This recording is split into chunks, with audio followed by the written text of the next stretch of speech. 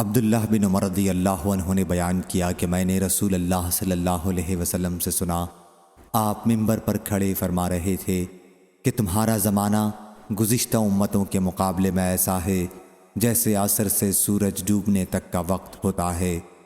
تورات والوں کو تورات دی گئی اور انہوں نے اس پر عمل کیا یہاں تک کہ دن آدھا ہو گیا، پھر وہ عاجز ہو گئے تو انہیں اس کے بدلے میں ایک قرات دیا گیا۔ پھر اہل انجیل کو انجیل دی گئی تو انہوں نے اس پر عصر کی نماز کے وقت تک عمل کیا، اور پھر وہ عمل سے عاجز آ گئے تو انہیں بھی ایک ایک قرات دیا گیا۔ پھر تمہیں قرآن دیا گیا اور تم نے اس پر سورج ڈوبنے تک عمل کیا، اور تمہیں اس کے بدلے میں دو دو قرات دیے گئے۔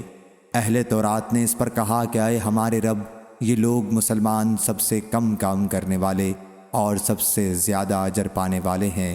اللہ تعالیٰ نے اس پر فرمایا کہ کیا میں نے تمہیں اجر دینے میں کوئی ناانصافی کی ہے؟